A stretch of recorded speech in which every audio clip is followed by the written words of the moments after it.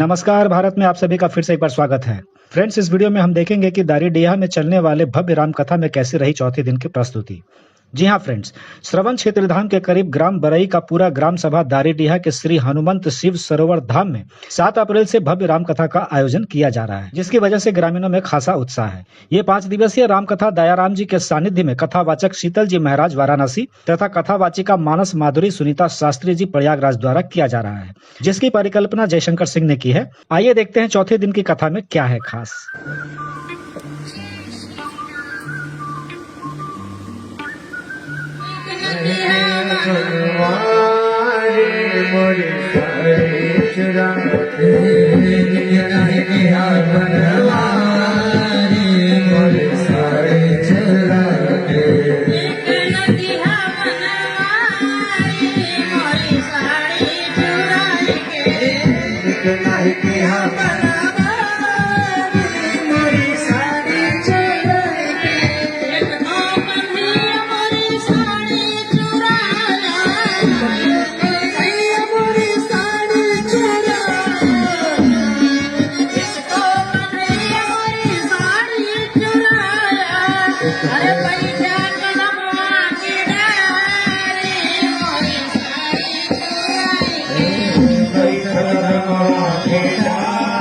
विवाह में माताएं गाती थी कि आई बाराती बगियावा दुआरे गाए लगाए हर भागे हैं बपवा हिमांचल महलिया के भीतर। बेटी का विवाह ऐसे होता है भैया, मानो बिटिया की बारात हमारे दरवाजे पर आ गई तो बाप भले धनवान हो, भले ही बलवान क्यों ना हो, लेकिन वो बेटी का बाप होता है, उसे किसी न किसी प्रकार का खेद मन में रह ही जाता है। ये कर वो बेटी का बाप अपनी बेटी की विदाई करेगा, अपने कलेजे के टुकड़े को अपने से अलग करता है, दूसरे बारातियों का सत्कार करना होता है। इस प्रकार से हमारे मैं दुल्हा दिख रहा हूँ, मैना मैया ने कहा तब कौन हो? कहा मैं तो दुल्हा का बाबा हूँ। मैना मैया ने कहा दुल्हा का बाबा इतना सुंदर है, परिवार सुंदर होगा, दुल्हा बड़ा सुंदर होगा। कहा मैया थोड़ी देर इंतजार की। थोड़ी देर के बाद देख रहे हैं गरुड़ पर बैठ करके हमारे नारायण जी आ रहे हैं। जैसे नारायण की आरती उतारने के लिए मैना मैया आगे बढ़ी, विष्णु भगवान बोले कहा मैया मैं दुल्हा नहीं हूँ। कहा तब कौन हो? कहा मैं दुल्हा का भाई हूँ। कहा दुल्हा कहाँ है? कहा बस माता जी पीछे आ रहे। देवराज अपने रावत पर बैठ करके आगे नहीं। कहा भैया मैं दुल्हा नहीं हूँ, मैं तो बाराती हूँ।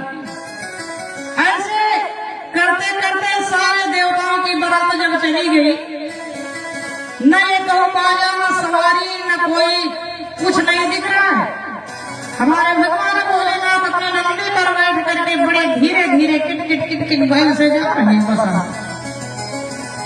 एक बात याद रखना भैया, भगवान भोलेनाथ मानो बैल का मुंह जो है पूरब की तरफ है, हमारे भगवान भोलेनाथ का मुंह पूछ की तरफ है, मानो वही पूछिए की लगाम लगाए हुए। अच्छा, राजा हिमांचल के दरवाजे पर जब भगवान भोलेनाथ पहुंचे तो वही बैल के पूछ का 2 बार अमेठे और 2 चक्कर गोल गोल लगा करके पिछुआ का पांव थोड़ा नीचे किया। भगवान भोलेनाथ वेदी पर उठ करके खड़े हो, उतर करके खड़े हुए। मैना मैया रूप को देखकर विचार करने लगी, हो सकता है नारद ने इन्हीं को बताया था वही दामाद के रूप में मिले हैं, इसलिए मैं इनका दर्शन करूं। जैसे मैना मैया आरती की थाली लेकर के भगवान भोलेनाथ के सामने पहुंचती हैं, उसी समय विष्णु भगवान भोलेनाथ से मिलने के लिए पहुंच गए। और विष्णु भगवान का वाहन गरुड़ है, जितना सर्प का मोर भगवान भोलेनाथ का लगा हुआ था, गले में सर्प की माला थी, भोलेनाथ गलटा बांध लिए थे वही सर्प है। सिर वाला गले वाले को बताया, गले वाला कमर वाले को संकेत किया, गरुड़ जी देख रहे हैं और आपको भी निकल जाएंगे। सारे सर्प उतर करके नीचे चले गए। भगवान भोलेनाथ साधु मैया के सामने निर्वस्त्र होकर के खड़े हुए। मैना मैया आरती की थाली फेंक करके लगी बाबा नारद को गाली देने। बस गया। अच्छा, भगवान भोलेनाथ की बारात गजब विचित्र थी। हमारे गांव में जब पहले बारात आती है, बारात देखने सबसे पहले कौन पहुंचते हैं? पिक्चर गांव का लड़का। सारे गांव के बच्चे इकट्ठा हुए। जब डीजे बजा, भूत प्रेत किलकारियां मारने लगे। सारे बच्चे हाथ से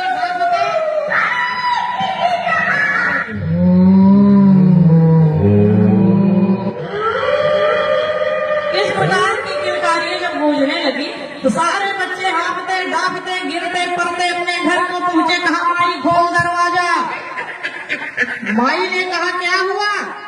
कहा दरवाजा को खोलो। जब माताएं दरवाजा खोलती है तो कोई बालक बेहोश हो जाता है, कोई बालक माँ से चिपक करके रोने लगता है। हर बच्चों की ये दशा। माताएं पूछ रही है क्या हुआ? कहा माई बारात नहीं आई है, राजा हिमांचल के दरवाजे पर जम के दूत आए हैं और एक एक घर में घुस करके कच्चे लोगों को खाएंगे।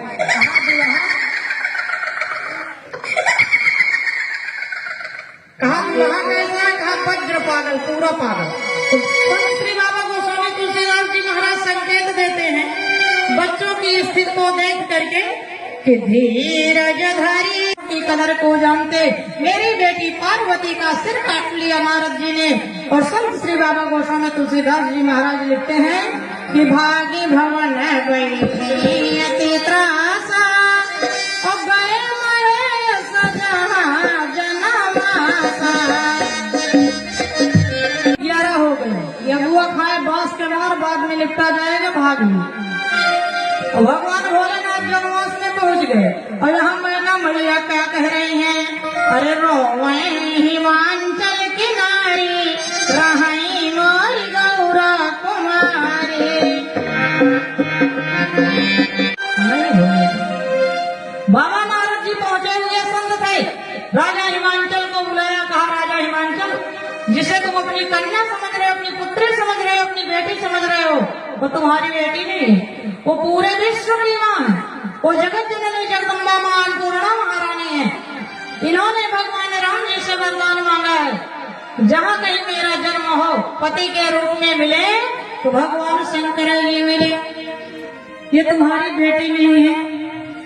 इनको ऐसे वरदान मिला हुआ है। पूर्व जन्म की कथाओं को सुना करके राजा हिमांचल के संदेह को बाबा नारद जी मिटाए। अच्छा, बाबा नारद जी भगवान भोलेनाथ के पास पहुंच गए। कहा हे प्रभु, यदि आपको वस्त्रहीन होना था तो जन्माष्टमी में आकर के बाघंबर उतार दिए होते। बताइए, सासू माँ के सामने वस्त्रहीन हो गए, बड़ी बदनामी कराए प्रभु। उसी समय भगवान भोलेनाथ कहते हैं नारद, मैं बड़ा वस्त्रहीन हुआ हूँ। अरे आप जैसे साधु मुझे वस्त्रहीन कराया है तब मैं वस्त्रहीन हुआ हूँ। कहा महाराज, हमने कब कहा आप अपना बाघंबर नीचे गिरा दो। कहा याद करो, जब पार्वती का हाथ देखने गए थे तब आपने ही बताया था कि जोगी जटिल काम मन अन्नय मंगल वेश और यशसानी का मिले हस्त पड़ी हरेक। मैं वस्त्रहीन नहीं हूँ। यदि मेरा बाघंबर नीचे गिर जाएगा तो संत की वाणी सत्य हो जाएगी, असत्य नहीं होगी। यदि संत की वाणी असत्य हो गई, संत का अपमान हो जाएगा, तो वहाँ धर्म का अपमान होगा। और जब धर्म का अपमान होगा, देवी देवताओं का अपमान होगा। मैं तो आपका सम्मान बढ़ाने के लिए वस्त्रहीन हो गया। तुरंत बाबा नारद जी भगवान भोलेनाथ के पांव को पकड़ लेते हैं। कहा प्रभु ये बताओ, ये तो बात ठीक है, ये समझ में आई, लेकिन जब आप नंदी पर बैठ करके राजा हिमांचल के दरवाजे पर आ रहे थे तो जो मुंह पूछ के तरफ करके बैठे थे वो मुंह आप बसा के सिर के तरफ करके बैठ सकते थे। कहा नारायण, तुम तो जानते हो कि राजा हिमांचल ने हमारे बरातियों के लिए कोई रोड लाइट की व्यवस्था नहीं किया। सब कुछ तो साथ ही साथ चलाया। जो हमारे बराती थे, जो हमारी टोली के थे, योगिनी, डाकनी, शाकिनी, इन सबके पास कोई लाइट नहीं थी। तो मैंने सोचा यदि नंदी के पूंछ की तरफ मुंह करके बैठ जाऊंगा तो मेरे मस्तक पर, मेरे भाग पर चंद्रमा विद्यमान है, थोड़ा थोड़ा प्रकाश मिलता रहेगा। राजा हिमांचल के दरवाजे पर हमारे बराती बड़े आसानी से पहुंच गए। बाबा नारद जी बार बार भगवान भोलेनाथ के चरणों में सुंदर प्रणाम किया।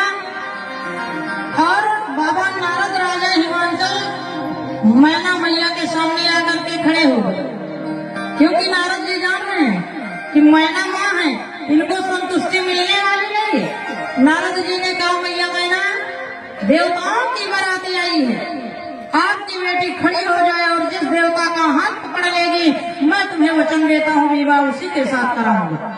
झूठ नहीं बोल रहा हूँ। पार्वती की माता हंसती हुई मुस्कुराती हुई जाती है और पार्वती से कहती है बेटी आज मैं नारद को फंसा चुकी हूँ, नारद फंस चुके हैं, देवताओं की बारात आई है, तुम किसी देवता का हाथ पकड़ लो, जिसका हाथ पकड़ लोगे नारद जी विवाह उसी के साथ कराएंगे, इसमें सुनते नहीं। पार्वती मैया वहां कहती है दुख सुख लीला लिखा लीलार मेरे, हे मैया जो दुख सुख हमारे लीलार में लिखा है वो देवता मनुष्य कोई उसे मिटने वाला नहीं। अब किसी के ऊपर इल्जाम मत लगाओ। कहा बेटी अपने योग्य सुंदर वर खोज लो। आइए एक लाइन का छोटा सा कीर्तन। गौरा लगाई गई बाजी हमारा जिया भोला तेरा जी, लगाई गई बाजी हमारे सब तो प्रसन्न होते हैं। पुनः भगवान भोलेनाथ विवाह मंडप में आते हैं, मैना मैया आरती उतारती हैं और जितने बराती थे सबको भोजन कराने के लिए बैठाया गया। इतना बराती गए थे, बीच में एक लाइन ऐसी लगी हुई है जो दिखते नहीं है भूत प्रेत, पत्तल लेकर के लोग वहां पहुंच गए। एक लाइन में पहुंचे तो देख रहे हैं इनके तो मुँह नहीं है, कहाँ रखूं पत्तल।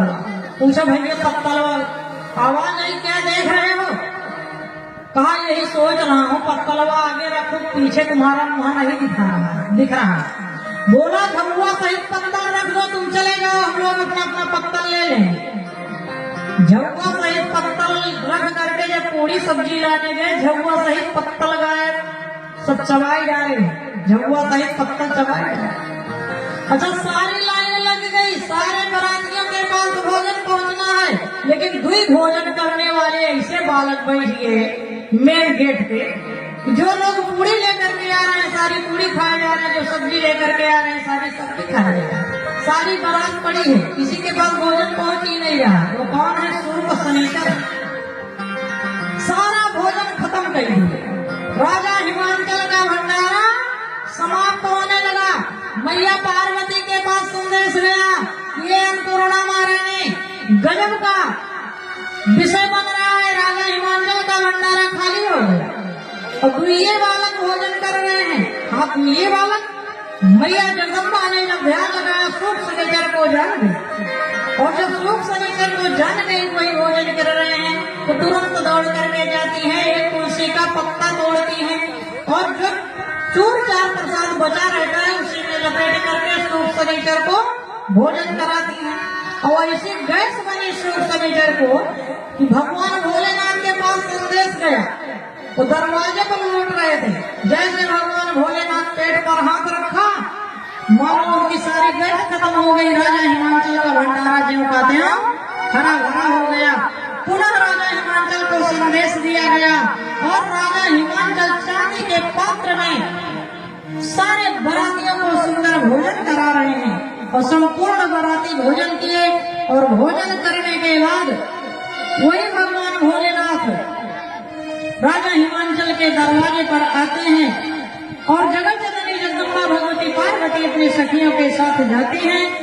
द्वारे का चार होने के बाद में पुनः जयमाल होता, तो सखियां वहां गीत गाती हैं, भोले गले में जयमाला आने डाला, भोला गले में जयमाला आने डाला। राजा हिमांचल तैयार होते हैं, वही भगवान भोलेनाथ और मैया पार्वती विवाह मंडप में बैठती हैं। रस्में तो बहुत बड़ी बड़ी हैं। जब कन्या डाल पूजन पे आई, ब्रह्मा जी से कहा गया जो कुछ लाए हो डाल पूजन होने जा रहा है, गहना कपड़ा निकाल कर दे दीजिए। अब ब्रह्मा जी चारी बारी बक्सा खोले, चारी बार बंद कर दिए। तो क्या देख रहे हैं? सांपई गोजर बिच्छुए कुल भरा हुआ था। भगवान भोलेनाथ ऐसी लीला किए कि जितनी बार ब्रह्मा जी बक्सा को खोलते हैं बंद कर देते हैं, खोलते हैं बंद कर देते हैं, खोलते हैं बंद कर देते हैं। अब भगवान भोलेनाथ मन ही मन मुस्कुरा रहे हैं। उधर भगवान भोलेनाथ के स्वरूप को देख करके गांव की देवियां अत्यंत चिंतित हो रही है। प्रभु 80 वर्ष का बुढ़वा जर्जर बुढ़ा है, थर बदन कांप रहा है। पार्वती ही साथी विवाह करेंगी, कितना भी इनका जीवन सुख में व्यतीत होगा। यह बात को सोच करके सारी सखियां अत्यंत चिंतित होती जा रही है। तो पार्वती क्या कर रही हैं?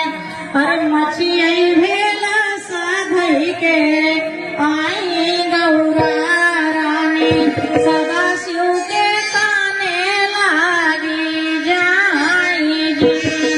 आपन तो रूपवा बदला महादेव, गौआ के लगाया गोलाई जी।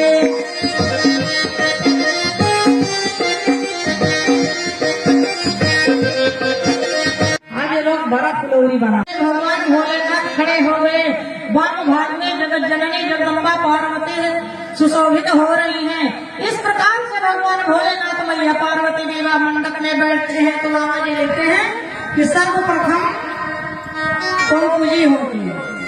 अच्छा, पौपूजी होती है भैया। मैं कहूँगी कि आज सारे भाइयों को पार्वती की पौपूजी में आना होगा। रोज आप लोग आए या ना आए, कभी हमने नहीं बुलाया, लेकिन आज पार्वती के विवाह में पौपूजी में आना होगा। राजा हिमांचल के रूप में भैया जय सिंह आएंगे और जितने भैया बैठे हुए हैं सब आएंगे राजा हिमांचल के रूप में। सकल सिद्धि सुरेशा,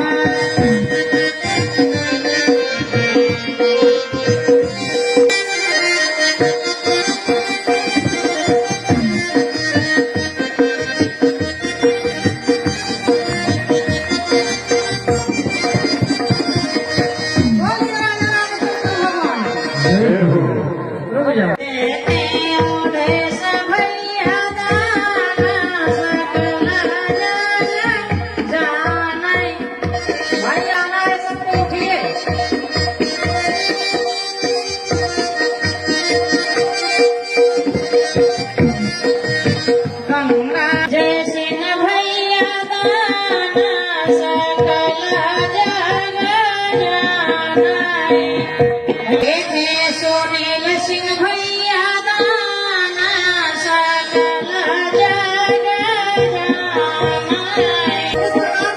हिमांचल के दरवाजे पर सुंदर पौपूजी हो रही थी तो सारी माताएं गीत गा रही हैं।